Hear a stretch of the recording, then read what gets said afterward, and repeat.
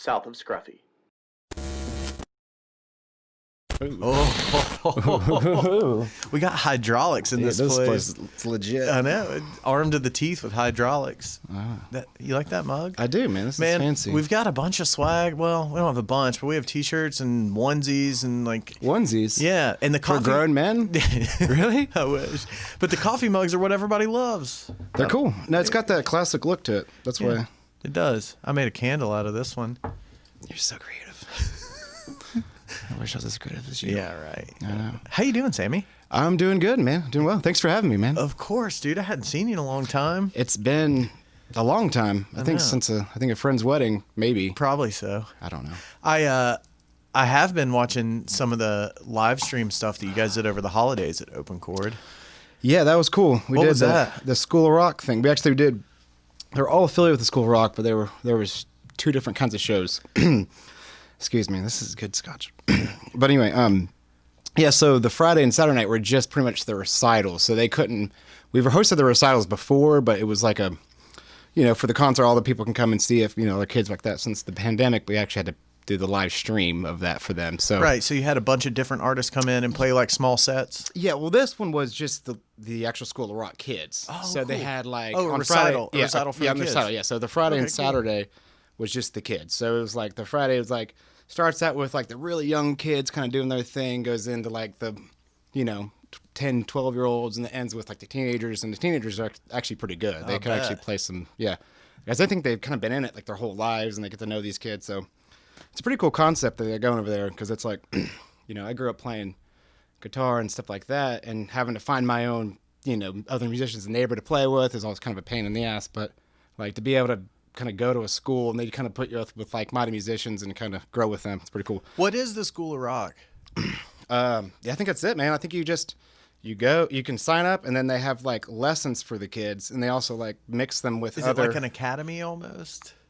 I think so. I'm not that like these kids get involved when they're young and they pick up their instrument, and then they kind of work through classes and all that. Exactly. Yes. Yeah. So they work through classes. There's a curriculum for your age group. Sure. I guess. Sure. And then, and then every year they have a recital. I might even do it twice a year, and they kind of pick like a theme, like punk rock or, like the Ramones versus the, Green Day or something like that. And they'll just play these songs. Right? Anyway, so the live streams was Friday and Saturday, kind of the same format, young, middle, teenagers. Saturday, the same thing. And then Sunday was really cool. It was a benefit for the Children's Hospital. And we had all kinds of bands play that one. That one was with, Cruz Contreras played Cruz Contreras played that. West Bailey Trio? West Bailey Trio. I also had, oh my God, I'm blanking on their name. I can't think of it anyway. But like it was like 8 or 10 sets or? Yeah, it was all day long. Really? Dude. And it was all live stream? All live stream, yeah. It was some 3 o'clock till 9 o'clock. Cool. Yeah, it was all day. The camera operators were beat. Oh, they were up, so I felt so bad. I was like, just keep going. Yeah. And then you guys raised some money for East Tennessee Children's. Yeah. I think they raised quite a bit. So good. 3 Star Revival, that was the other band. Okay. Yeah, another good Knoxville band. Yeah, it was great, man. That's super cool. Do you know Greg Franklin? I do, yeah. Yeah. Dealt with him a lot. Just pretty much based on these kind of things. So we've always hosted their recitals twice a year. I believe so, yeah. And he has a couple kids that are in it with him. So. Yeah, that are badass students. Yeah, one of his kids is really good. The drummer or something, right? He plays drums, keys. I mean, they were doing. Dude, they had a Talking Heads tribute, and I was like, "Holy cow, they're killing it!" Like I was blown away. I was like, "This is really, really good." So I mean, it's a cool kind of concept they got going over there. So you guys have like at Open Chord, you have a full camera setup, full stage, full live band deal, right? Yeah. So I mean, it's a venue, right? It's a total venue. But also with like live streaming capabilities. Yeah. That's. Does anybody else have that in town? I don't know. That's a real. I mean, like, there's the promotion guys. They're down in Market Square. I think they just live stream. They don't have a venue.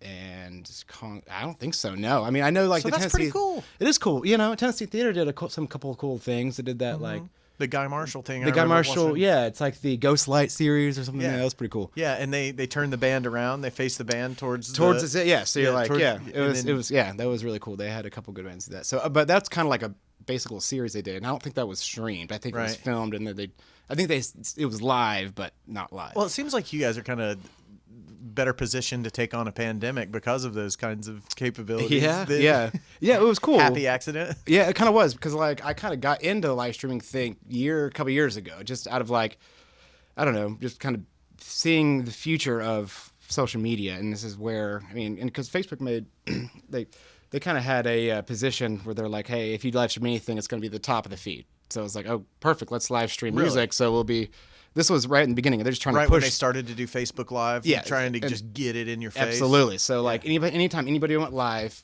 everybody that you saw, all your followers and friends saw it immediately. So it was like, this is a perfect opportunity to just, get a good marketing opportunity. So so I saw the opportunity there. So I was like, okay, let's convince the boss man to spend a lot of money on live streaming gear. And it was a hard thing to do, but we did it, and it was awesome. And now we can live stream, and It's pretty sweet. Well, I called you when we were starting to do this, getting this video podcast lined up. I called you because I knew that you had kind of danced this dance before and kind of figured it all out.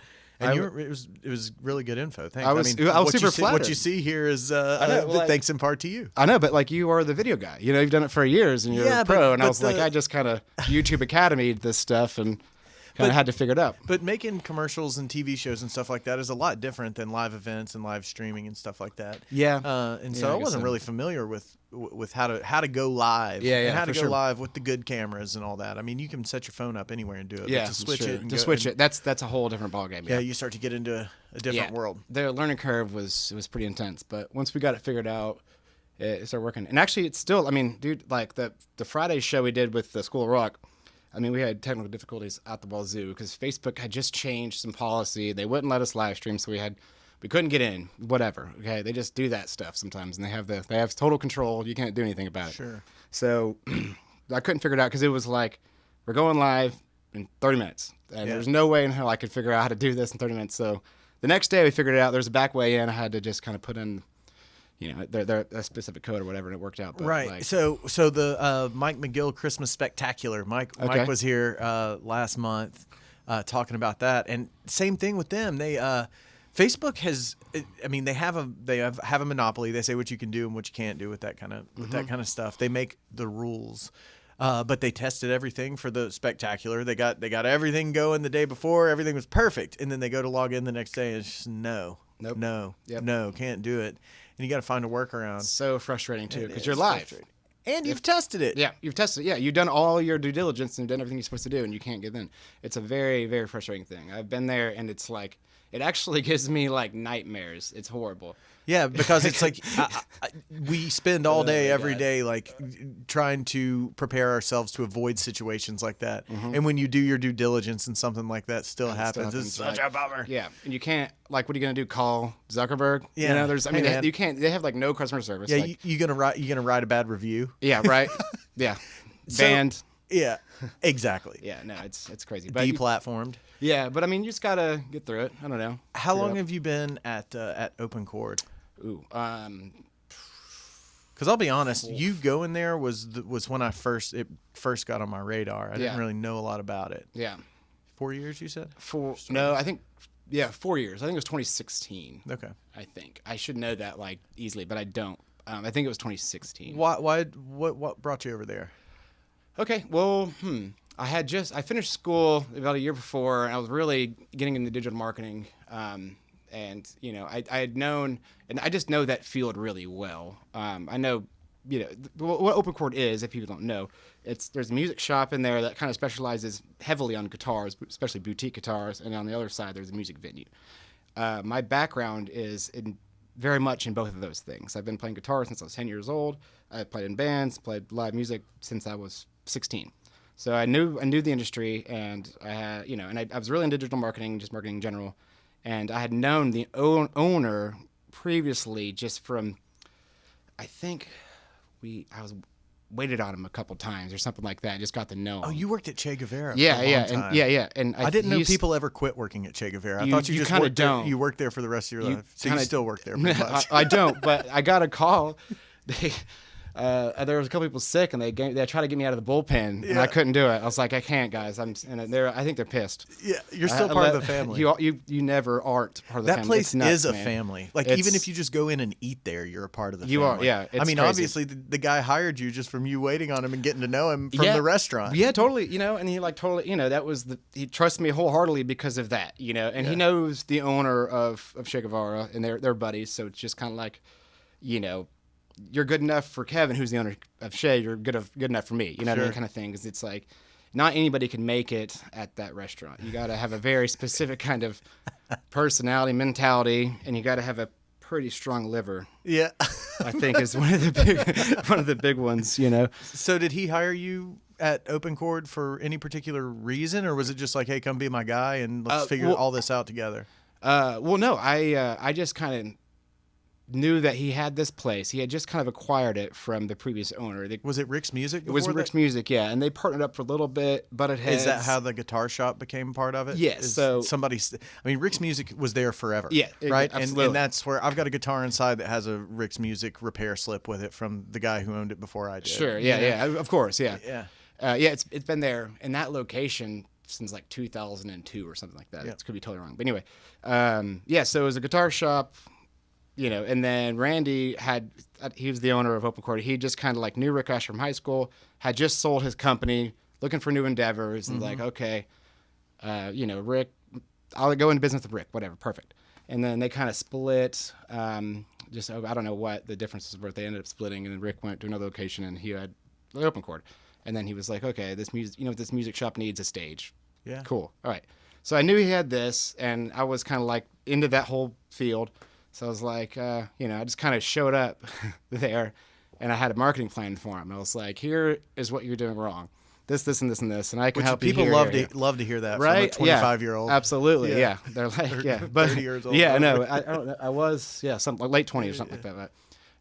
But but he was really receptive to it, and he was, so he kind of like just opened his arms and said, come on in. And so it was a slow progression from there, because at that point I was like, we can market this thing, but we got to tweak some things here and there, and, you know, we can make this thing better, because I had the background to try to help him out. Did talent buying become a part of it right away, or did that come later? Later. There was a talent buyer at the time that was doing a good job and everything, and she ended up just kind of leaving.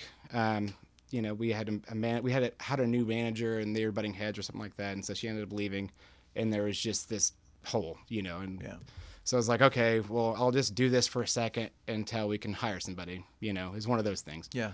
And then that, you know, for a second turned into like 2 years or something like that. Really? Yeah, and it was, a huge learning curve.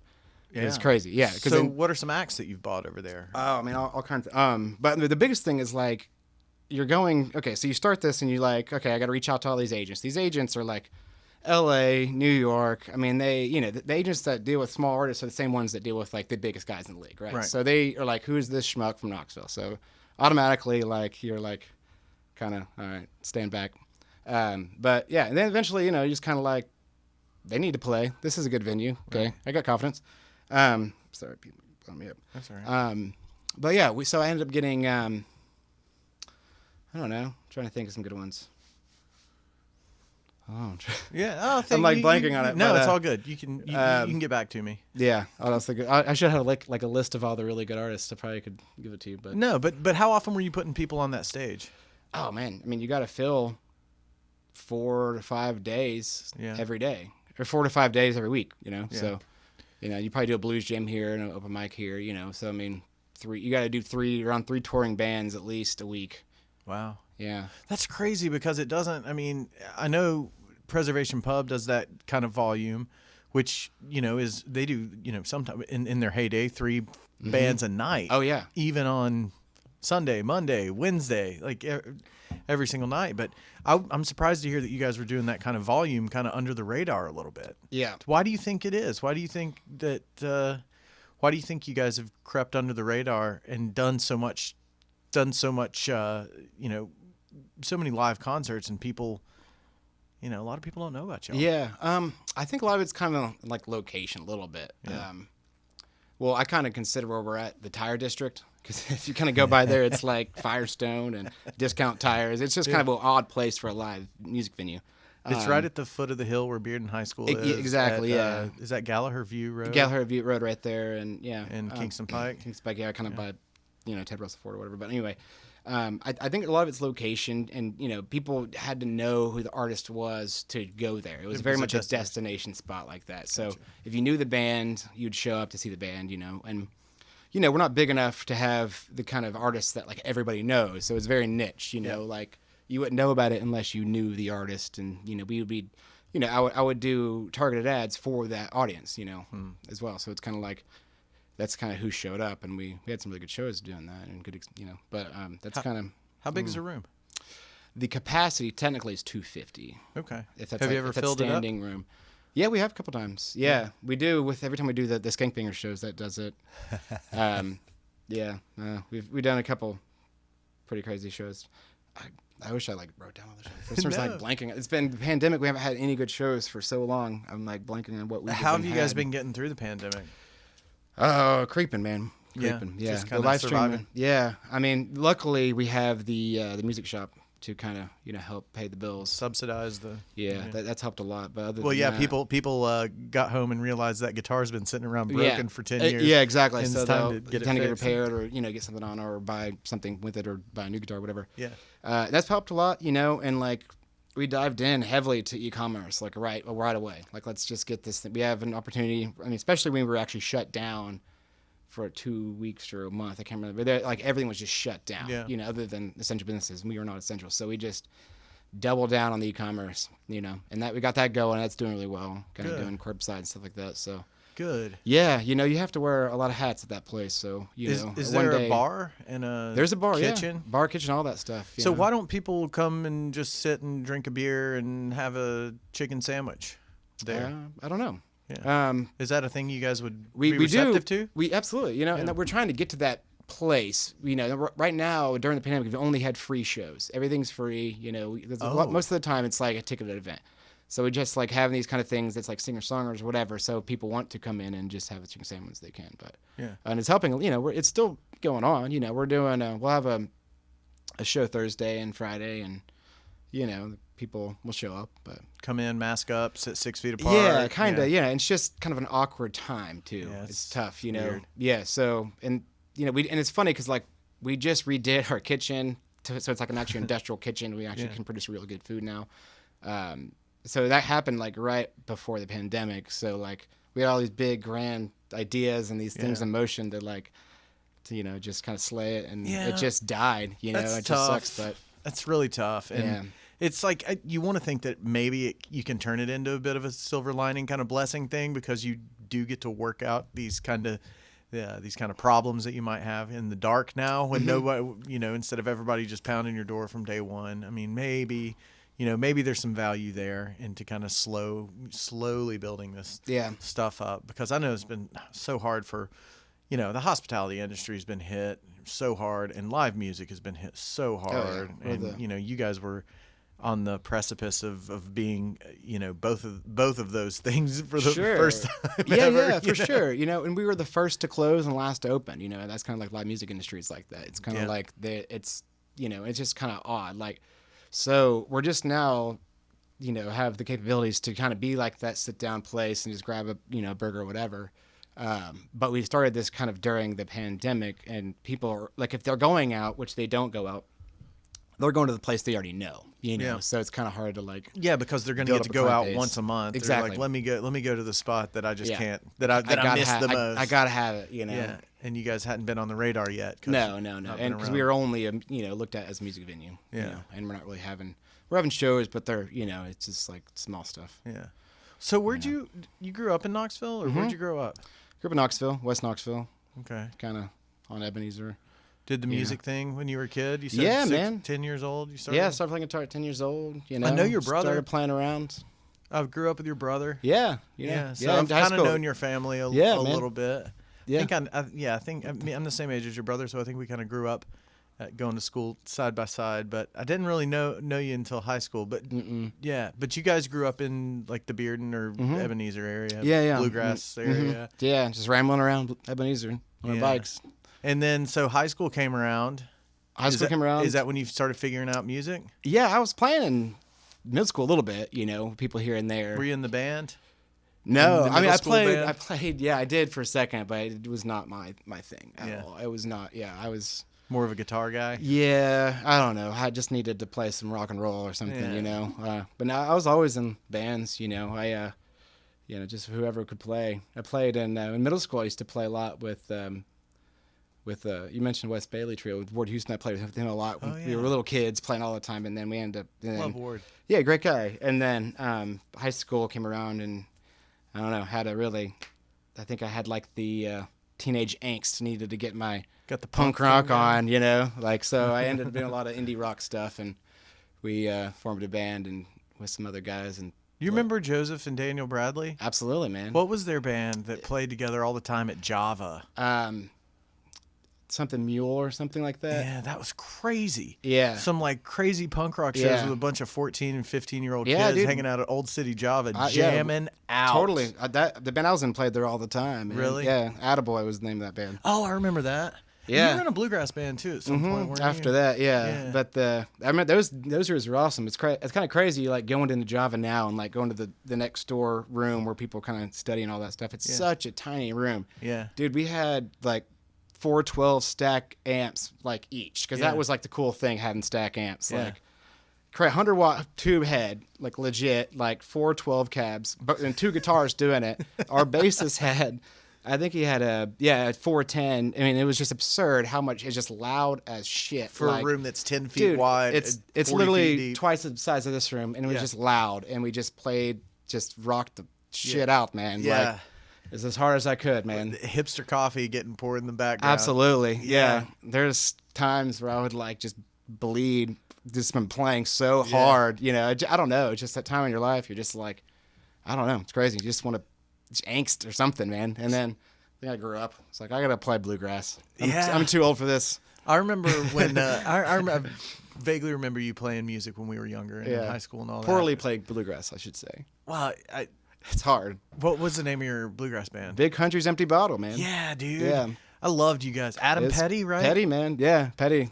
What's that dude doing? He's still kicking, man. We still play every once in a while. Yeah. Really? We actually played until the pandemic. We're playing like once or twice a month at like Boyd's and stuff. Just playing around, man. God, that's so cool. He's just killing it, doing I remember his thing. loving you guys. Yeah, I saw y'all. It was right around the Sundown in the City era. Yeah. You guys played at it was like some trinket Mama shop. Jan's, dude. Mama that Jan's. Place was weird. It was weird. It was like hippie, like it was just like, if you go to a music festival and like whatever merch you find in the lot, it was like that stuff all into, but like random stuff like beads and I don't know, man, like tapestries and I mean anything. The owner was a nut, man. He was wild, but we used to play there, and it was like BYOB. Which it was just great. We'd pack the place. I remember. And then you guys are just sitting there playing in front of like glass displays. It was the weirdest thing. Yeah, but it was like right after the Sundown in the City. I remember there was like Humphreys that were playing, and then we played right after them at this tiny trinket shop thing. It was crazy. Yeah. It was a blast, dude. Do you remember we played lacrosse together in high school? We did, man. And that's how I met you. That's what. Yeah, I was gonna say that. Well, freshman year, man. Oh, I remember. Yeah, I remember. I was like, freshman coming in. I know. Let's wear him out. Wear him out. Yeah. That was such. It's funny you brought that up because I had like just brought that up with a friend recently, and I was telling her like, man, it was so ridiculous. Like these seniors were in charge because it was not even endorsed by the school. No, it was a club team. It was and we had to play behind the baseball field. Yes. And it was like this tiny place they gave us, and and they were just like. Yeah, it's like balls rolling out in the street. Yeah, it was crazy, and it was just like. All these seniors, like, hey, you guys want to smoke some doobs and play some lacrosse? Yes, like, that's exactly what it was. Yeah. It was cool. And the coach would show up sometimes. Did we have a coach? Yeah, his name was Tom. Yeah, I remember him. Yeah, he was at the games. Yeah, that The one game. Yeah, the game. The state championship. I know. It was a blast. I kind of wish I continued that. That's a crazy game, man. Yeah, it is a crazy game. Dude, it's like soccer meets hockey. Yeah. Dude, it's nuts, man. It is it's so physically demanding. You have to run you're much. running and you're getting checked. You're checking. Yes. It's badass. And you can play behind the goal too, like hockey, which is really cool. Yeah. Opens it up for a lot of slashing opportunities. That's a fun one. And then man. the defenders had these giant pole. I mean, six foot. I mean, they can do some serious damage with that thing, man. They can hit you from dude, like 10 feet away with their arm span. Yeah, done. Yeah, out. That was a tough one. It was tough. It was a tough sport. It was tough. Yeah. Yeah. Did we push you to music from lacrosse? You're like, I'm not cut out for that. I don't know. I think it kind of. I don't even know what happened. I think it kind of died after you guys left school. I mean, really? I don't really know. Like, I don't know. I don't know. It was maybe you did. Maybe it's subconsciously. I'm like, I'm out of this thing. I suck too. That was one of the things. I was not athletic. How'd you make not good? How'd you make the transition from being a punk angsty guy to bluegrass? Man, honestly, probably Petty. Man, like I met Petty at a party or something. He was just kind of has a guitar and he was singing some folk stuff, and I just played with him a little bit, and then he kind of introduced me to. We were talking about this earlier, like Jerry Garcia and David Grisman and stuff, and I was like, just dove. I was like, this is so good. Never heard of it. Blew my mind. Dove so deep into it. Kind of then you find Tony Rice, R.I.P. Yeah, poor one for him. I know, man. You find that, and you're like, this is insane. This guitar, I've never heard guitar like this in my life, you know. And then you're like, well, I really suck, because you hear like, wow, this guy can play.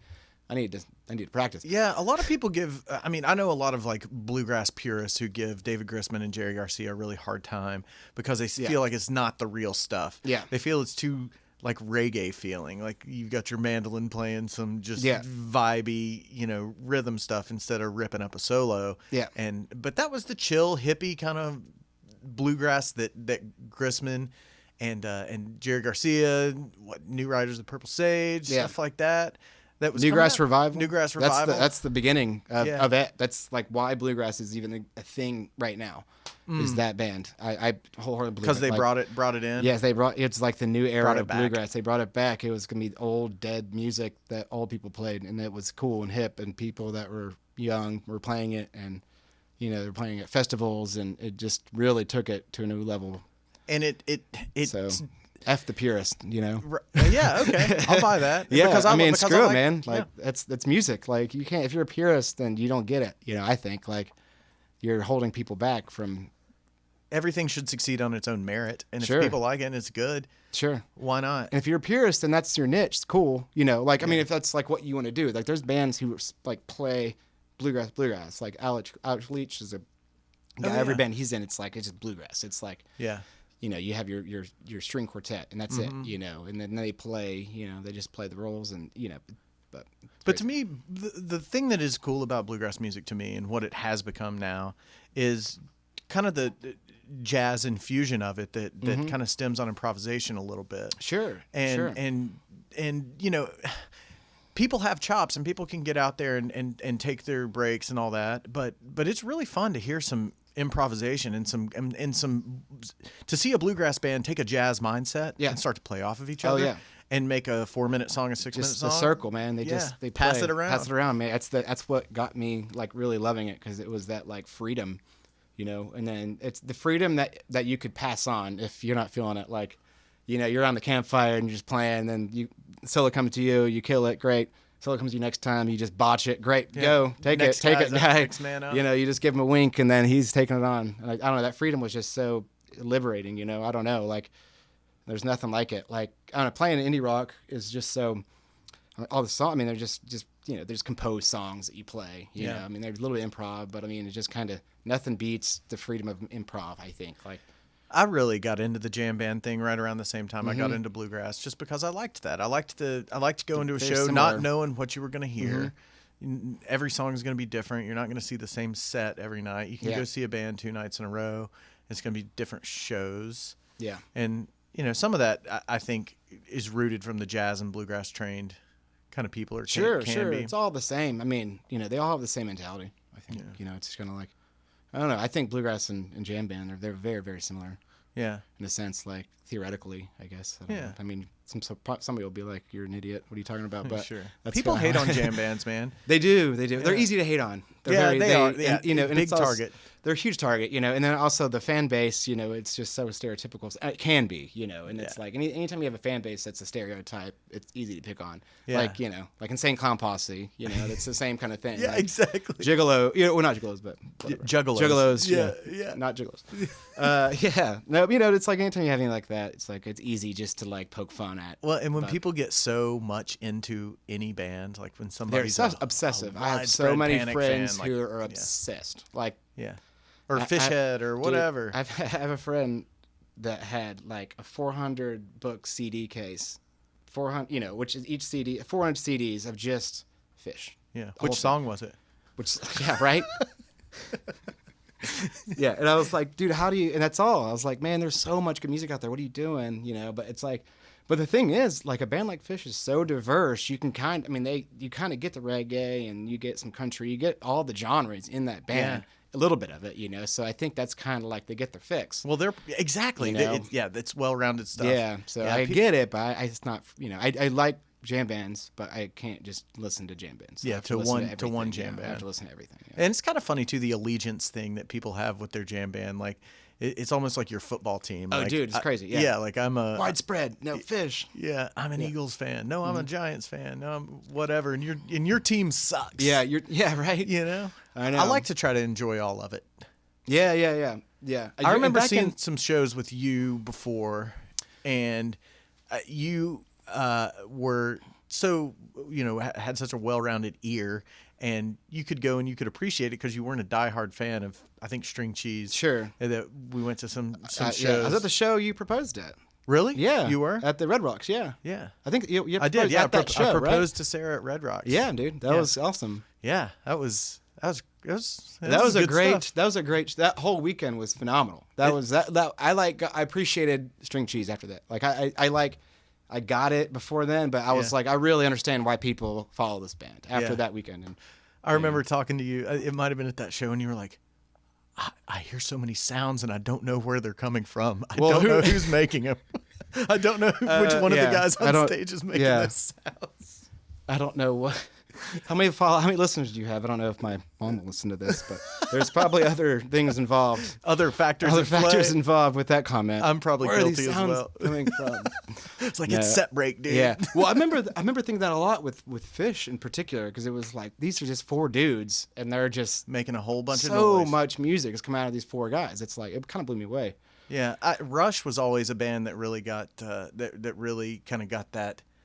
People thinking in that way, like, how is this trio making so much noise? Blows me away. Yeah. That when you have synergy among guys, they're filling out the space. Mm-hmm. It's I think it's hard. Probably as a musician, I would guess it would be hard to get to that point. But the ones that have it, the bands that have it, it's so amazing. Yeah, and they have to. I mean, the players have to know each other so well. I mean, into like it's like know their psyche.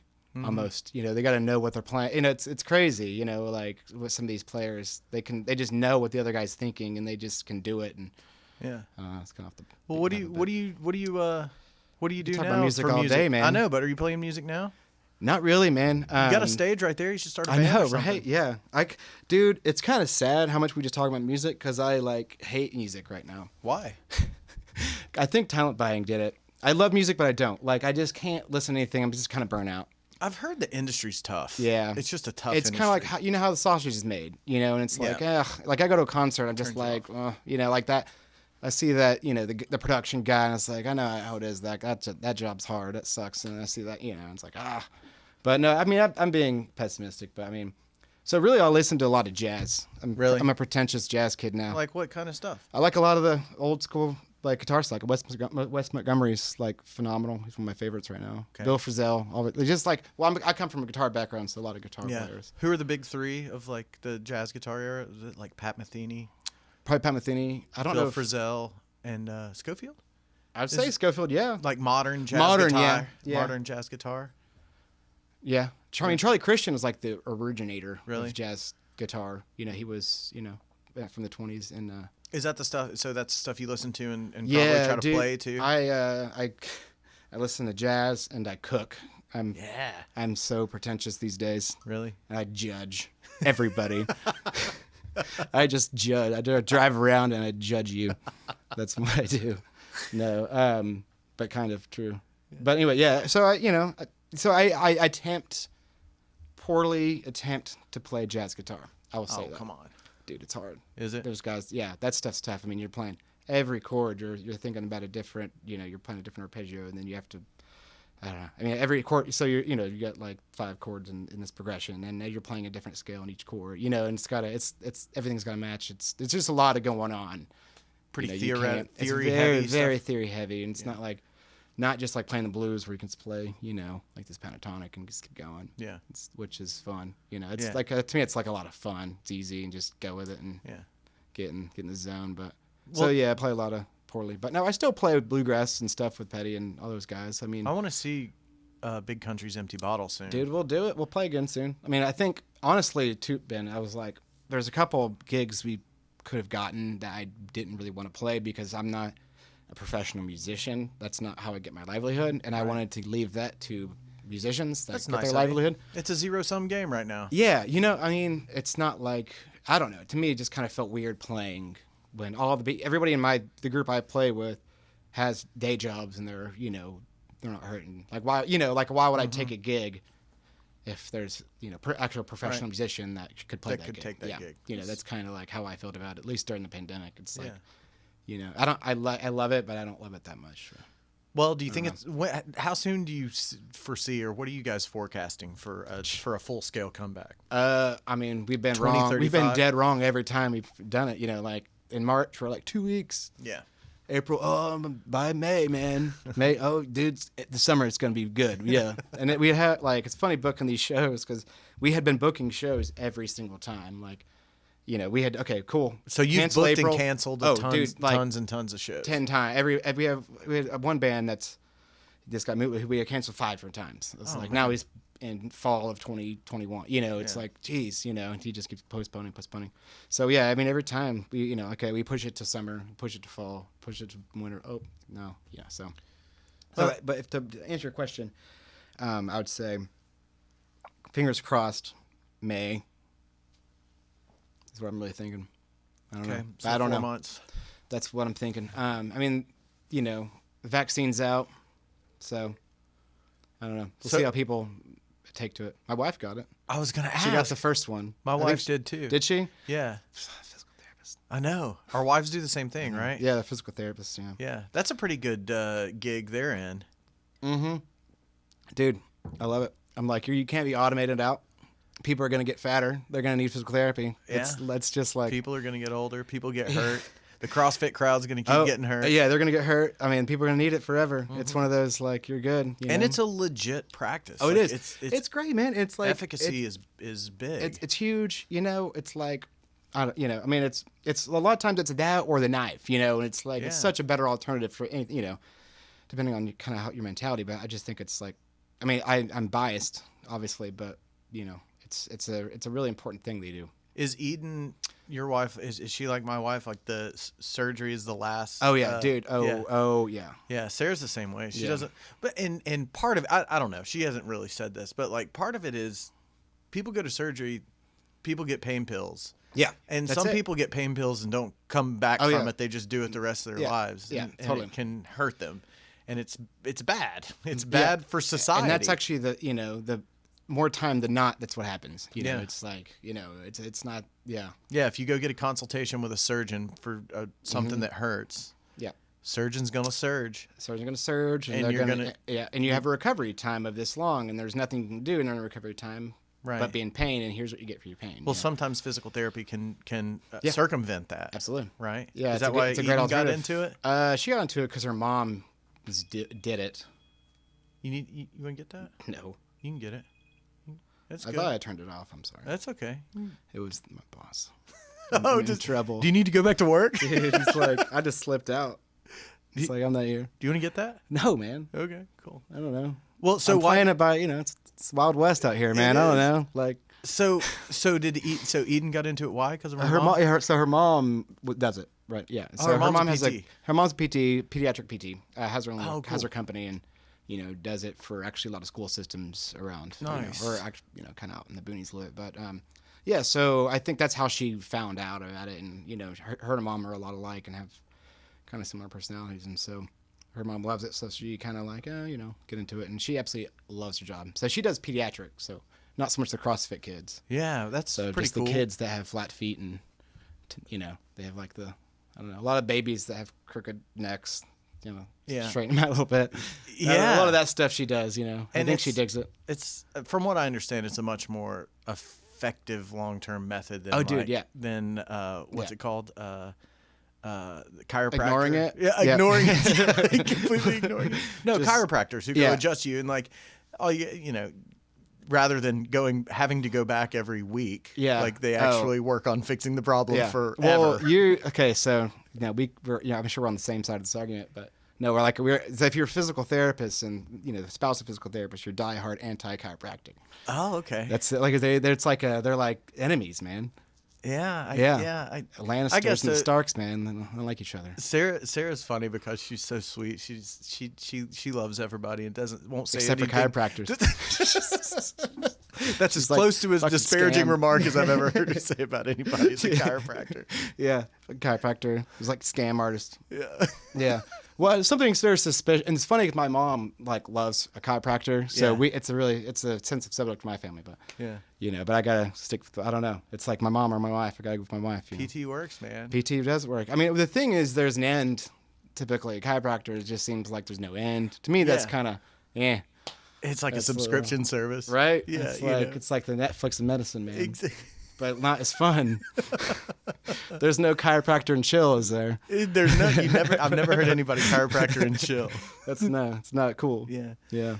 You earlier were talking about maybe thinking about booking some shows outside of the space, or you were thinking about Yeah, you're good at this, Ben. You good, perfect transition. Well, I've just You're listened. a pro. 55, something like that. Yeah. Wow, man, that's pro. I'm really proud.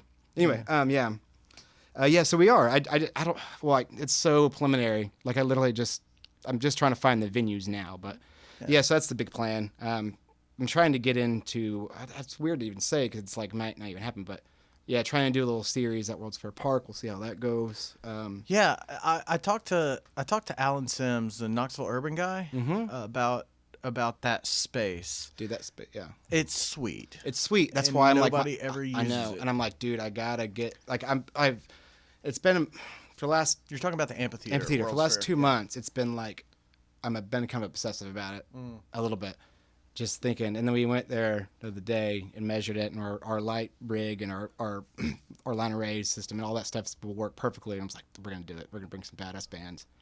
We're going to do it. And then when I get my mind sound something like that, it's going to happen. Yeah. So watch it not happen, I look like an idiot, but that's okay.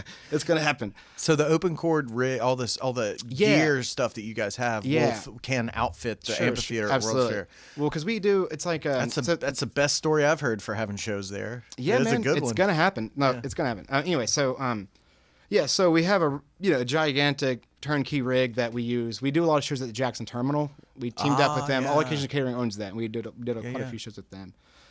Did you do the when the Rhythm and Bloom stuff was there? No. Did you do that? No, not at Jackson Terminal. No. Okay. Yeah. Cool. Yeah. But it would have been. Now after... our shows sound good there.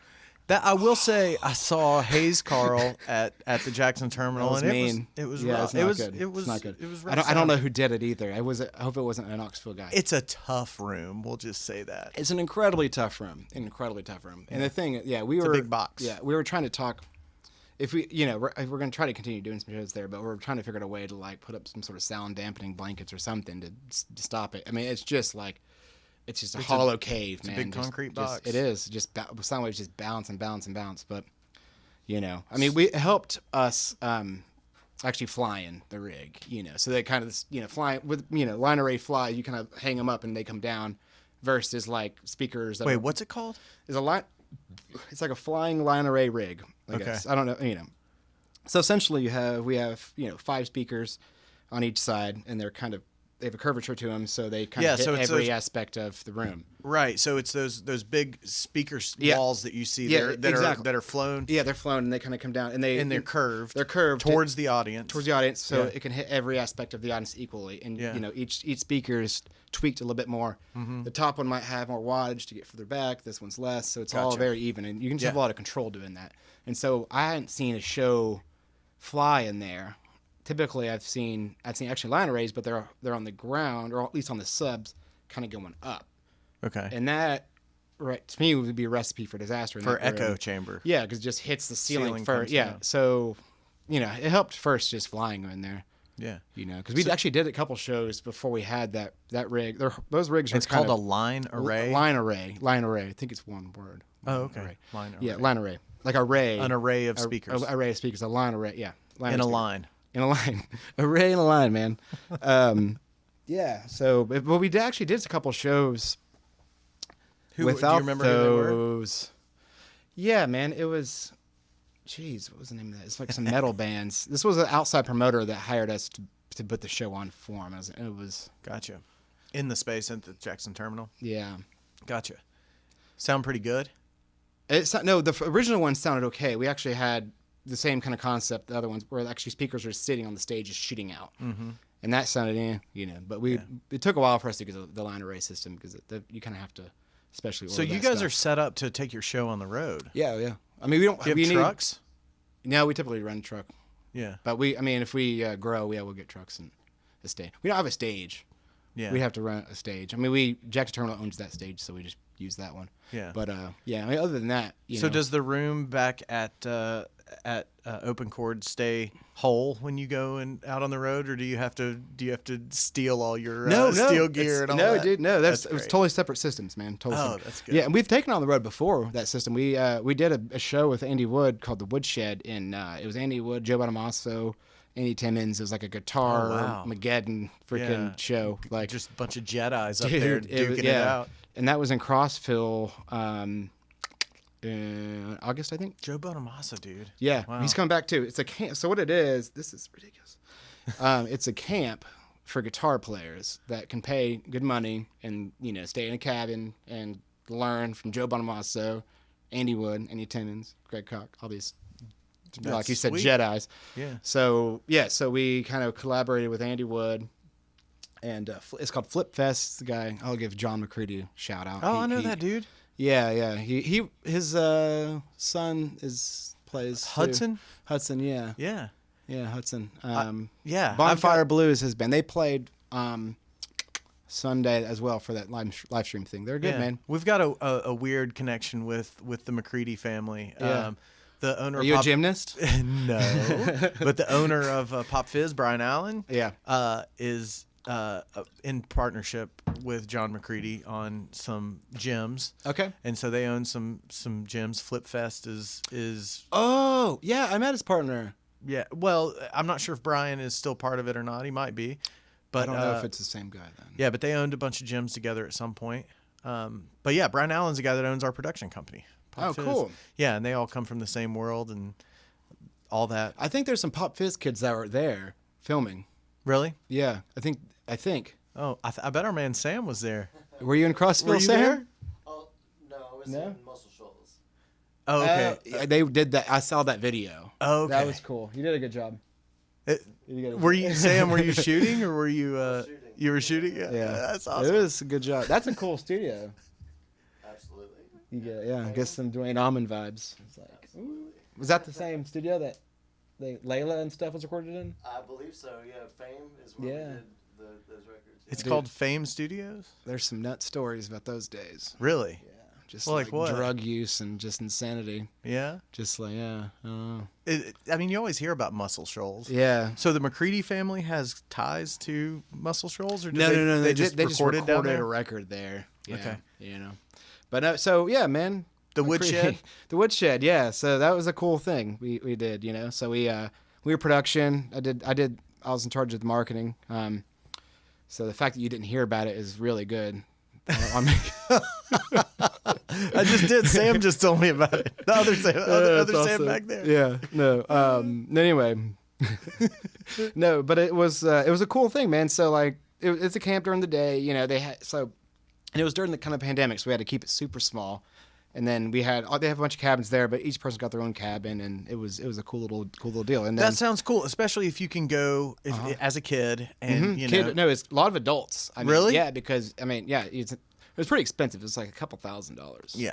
But then at the end of every night, there's like a super badass jam. That's like crazy awesome. Like with all the instructors. Do the teachers come out? Oh yeah, do the students come up? Too? Oh no. Just the. Well, if you're Hudson McCree, you do because his dad owns the place, but his band played, but none of the other ones. But you got to know a guy, I guess. You got to know the gym guy. Anyway, so it was cool, man. I don't know. So that was the first time we took that rig on the road. So I mean, we're kind of like small, growing, but. That was a cool show, too, because since it was the pandemic, we got Kid Rock's production guy.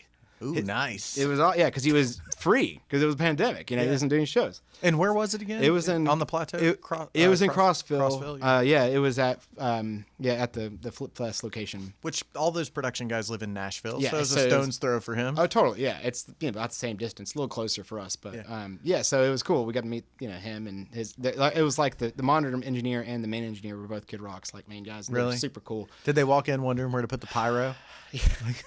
Yeah, you would never know they do that such a big gig because I mean they're just cool dudes. They're humble. Really?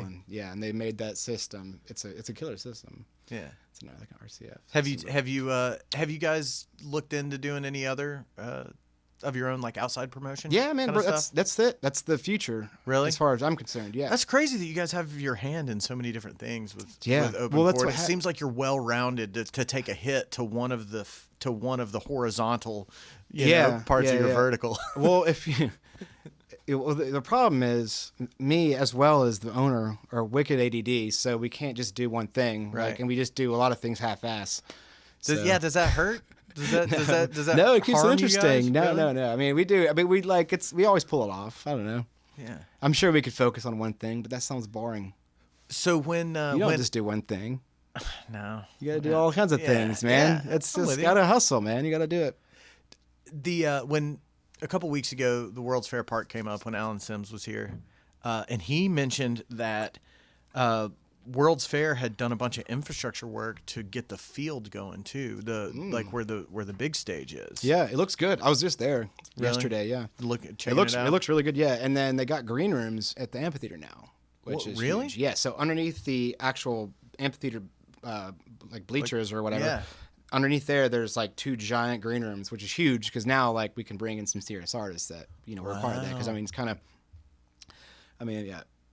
you kind of need that's pretty much number one thing artists are going to recommend is require. Well, is a green room. Their rider is I need a green room number one. We're going to put all the the blow. Yeah. it's not going to snort itself. You got to put it somewhere. You got to put it somewhere. Yeah, I don't know. No, but I think I've always thought that that amphitheater would be great, but I've always thought that if it wasn't completely full, it would be really live, like with the concrete, and then also how that. I'm kind of very curious to see how we can tune it because it's shaped really odd. And I've always heard it was a nightmare. I don't know where I heard that, but I've always heard maybe it was a nightmare to mix in there. But then again, I don't know what they've done. I don't know if they just kind of, I don't know. Yeah. Man, and one of the things is when it snowed at Christmas, I was driving by there and I looked and it was all covered in snow and I was like, oh, it's all white. Like that's how it's supposed to look, but it's got like mildew. Dude, it looks it looks rough as hell from the street. I know. And they got to get that cleaned up. And I didn't used to look like that. I feel like just a few years ago, it wasn't that nasty. How do you clean that? A helicopter and a pressure washer? I don't know, man. I mean, that's a pay grade higher than me, man. But it becomes a bit of an eyesore if it's not pristine. It does, you know what I mean? And it's such a beautiful space too. Everything else is so nice, like the little stream that goes through it and the grass. Everything looks so beautiful, and then it's like this giant tent that has brown mold on it. And how many people can you fit in that venue? I called her today. It was 1,000, but she said 1,200. So I don't know. Really? Because the website says 1,000, but then the coordinator says 1,200. Uh-oh. So she might be. I don't know. Maybe she's accounting for the guest list. Maybe she's saying you can sell 1,000 tickets or something. Yeah. I don't know. But then, but I really do still think it's going to be a long time before you fit that many people that close together. I don't know if people are ever going to feel like like being that close together again. I'm all, like when me and Sam were setting up today, like I was. It's like we're keeping our distance. It doesn't feel right to be in each other's space, huddled around the camera. You know? It's weird. I know. I think you're right. And so I wonder if we're gonna have some PTSD from that kind of stuff. I think you're right about that. Going to shows, we're gonna.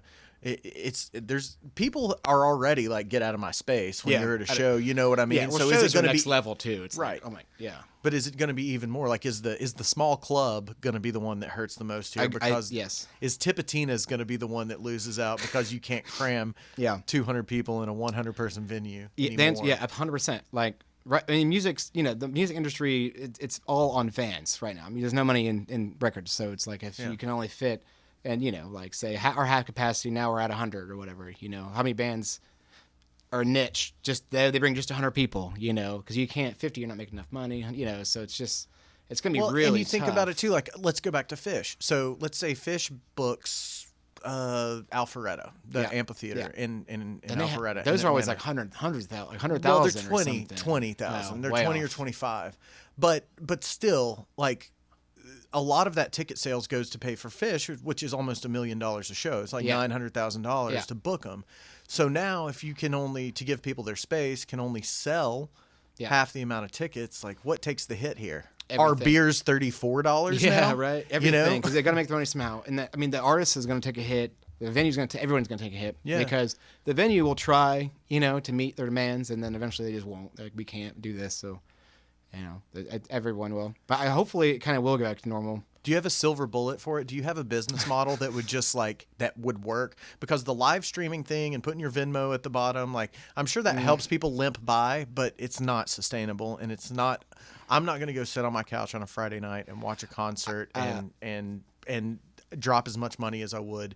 Because most of the money comes from beers and all that stuff you're buying there, right? So I don't know. So what we're doing, we're experimenting in 2 weeks. There's a band called Tawap the Day who are out of Gatlinburg.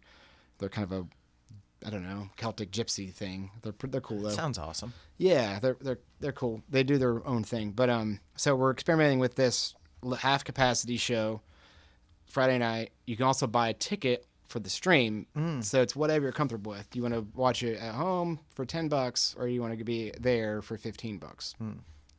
That I don't know. That's the first time we're doing it. So we've never done like a pay for stream yet either. It's the first time we're doing that. Yeah. So I've noticed with the bands that I follow, that they will never announce a live stream of their show until all the tickets are sold for it, until it's sold out, or until the day before. Maybe they'll say, hey, we're doing a live stream of this show, because they're not going to sell any more tickets, right? They don't want to cannibalize the market. They don't want to say, Sammy McAteer, Fish is playing in Atlanta. Do you want to go here, buy a ticket, or do you kind of want to go? We're going to live stream it anyway. It's only $50. Yeah. To live stream it. So I feel like they don't want to cannibalize their market by giving people the option to live stream it until the damage has been done with ticket sales. I disagree with that business model. I think it's insecure. I think they don't. I think people are going to go to the show if they want to go to the show, and it opens you up to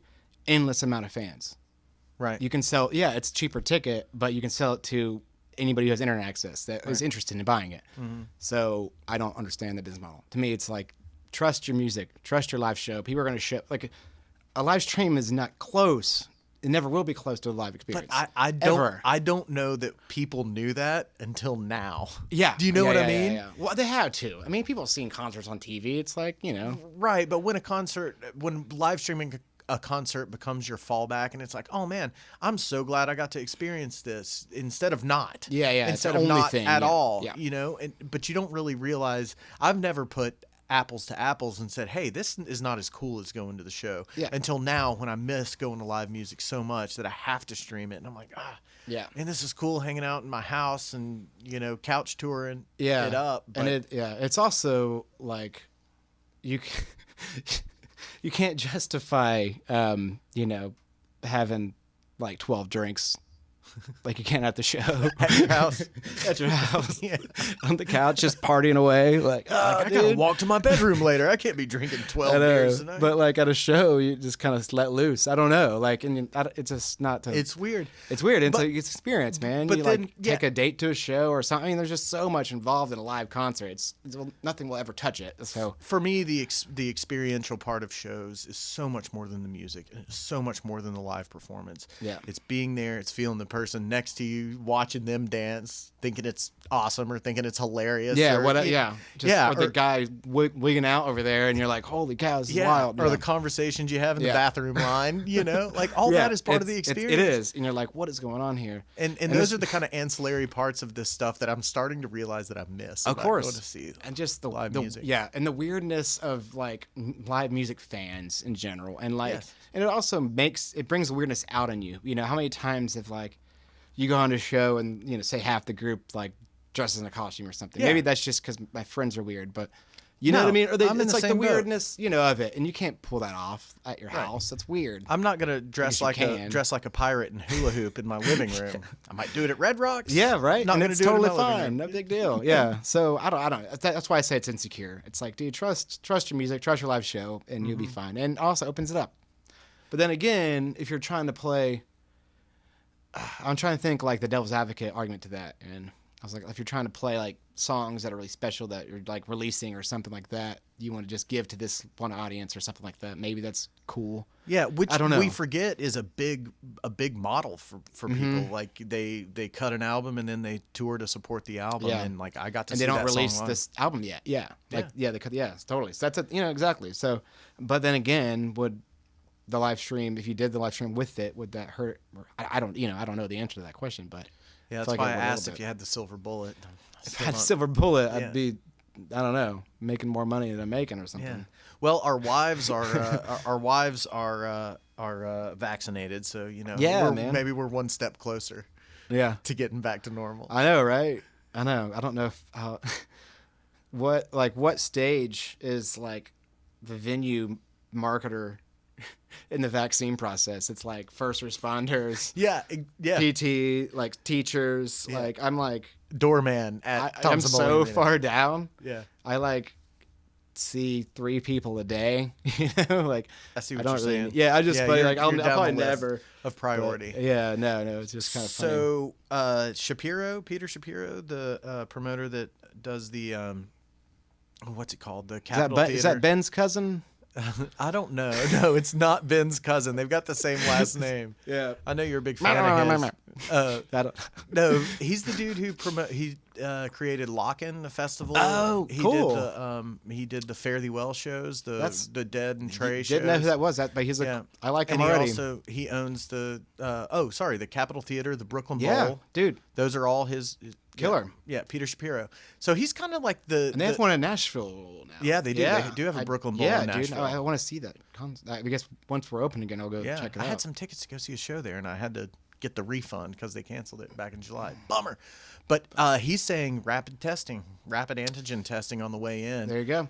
Test them, put them in a bullpen for 15 minutes, and imagine the logistics of that, though, dude. Like that sounds like it's hard enough I dealing know. with a fan base. Like like you open the doors, it's chaos. It's absolute chaos, and you're trying to get all the tickets in. Yeah. Rapid testing these people? Are you kidding me? Yeah. I mean, I get it, but dude, that's a long stretch. I saw an ad that Joe Rogan and Dave Chappelle were doing live stand-up shows in Austin, at Stubbs. Nice. In Austin, and they're doing rapid antigen testing for their crowd before they come, and you're still socially distanced and all that once you get in, but like that's also like a personal liberties thing. Like, okay, so now I have to get a swab stuck up my brain to come see a show, and then people get paranoid about like, okay, where's that information going? Like Big Brother, yeah. Bill Gates is gonna, or do I have tell to me to walk somewhere? I don't know. But anyway, do I have to have a vaccine ID in my pocket to make it into a show now? Right. Yeah. So now that's crazy. Yeah, you just went down the rabbit hole with that. But no, I didn't even think about any of those. So things. now you and I, now that we know this, we need to get into the manufacturing fake vaccine IDs and selling them outside the show so people can get in. Vaccine IDs, get your vaccine IDs, you know, and then just pop up next to the nitrous mafia. Exactly. IDs, vaccine IDs. That's horrible. Oh, I love it. Well, dude, what else we got? What are we missing? I don't know, man. We just talk about music. It's sort of like, I don't know. But It's great. I love it. I mean, I say I hate music. I'm burnt out and I hate music. I'm a curmudgeon, but I'll talk about it for hours. Well, and you still do a good thing, which is you still bring music to the people. And that's what people need more than anything right now. Honestly, that's really what it's all about, man. It's like whenever, I mean, throwing a show actually sucks, to tell you the truth. It's work. Shit ton of work. Yeah. And everything goes wrong. Tour managers are assholes. Booking agents are, everybody's an asshole. They're all from LA. They're like, this is Knoxville, whatever. But at the end of the day, man, you look in the crowd and like you just see so much joy across the board, and it's like, F it, you know. Everything is worth it. It was awesome. Like That's the gratification part of it. It's gnarly, man. It's Yeah. like there's nothing in the world that brings people together like that. You know, like nothing. Church maybe, Yeah. but it's church to some people. So Yeah. it's, you know, but I don't know. Yeah, man. It gets gratifying, but it's a ton of work. I mean, it's funny because I'm like trying to throw all these. I'm like just wanting to throw shows so bad, and then like I'm so burnt out. Like if you talk to me at the end of some sort of Jackson Terminal stretch that we were doing, you know, where it was like lots of shows, I'd be like, never doing a show again, never, horrible. No, can't wait. Exactly. Can't wait to throw Can't something. wait to get back I know, to it. Can't wait. And I know. I don't know. Maybe it's one of those things you kind of forget how much you hate it. I can love relate. it. I to, love it. I can love relate it. to Yeah. it because you know, very much like what you do. I mean, what we do is different every day. You know, you're in a different space. You're doing something different. It can be stressful leading up to the time that you're doing it, and the work is mostly fun. But sometimes you can lose sight of that a little bit. But once it's all said and done, there's no high like that. No. That just feels so good that you just achieved something. The endorphin release is amazing. It is, absolutely. You achieve feel- something and then, you give so much happiness to so many people. I mean, for me, it does something for my self-worth. I'm like, Yeah. oh, wait. You create it. I am worth a damn. You know, are. I just God. did something. I don't care what anybody says about you. You're a good guy. Will you call me every now and then and just You're a tell good me- guy. Tell me that? You're a good guy. No, man, I don't know. I think it's cool. I don't know. But then again, like, what's the alternative? You know, like white collar welfare. You know, like just working in an office, not doing much. You know, like I guess work from home, doing nothing.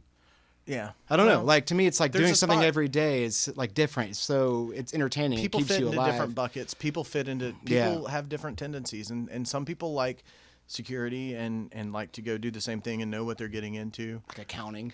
Yeah, I mean, Imagine- but thank God. Yeah, for- we need accountants. They're Thank great. God for that type of person. Yeah, they need it. I'm just so far from that. I know. I can't And even fathom. People that run accounting. in the industries that we're in and circles that we're in are probably a lot the same way, but it takes everybody. Yeah, it's a lot like the restaurant biz, man. It's like kind of weird outcasts, you know, that kind of find their way. Yes. You know, there's no, I don't know. You want a trip of a person, go into any kitchen in America, and you're going to find a lot of crazy people. Start talking to the loudest guy in the kitchen. Dude, you will have some stories. Hell, yeah, you will. Go to the dishwasher. Oh yeah. Yeah, he'll have some stories. I don't know. It's I don't know.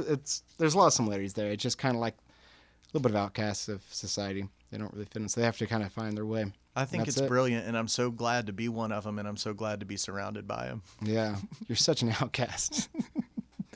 Well, I mean, we're not right No, in a lot of but ways. we're not like wrong. Gluttons for punishment in a lot of ways. Yeah, Yeah. yeah. I mean, people pay good money for that. They do. If it was easy. Yeah, no, for punishment. I don't know. I don't know where I was going there, man. It's getting weird. No, but I don't know, man. So yeah, I mean, I love it. I love what I do. You know, trying to. I appreciate you doing it.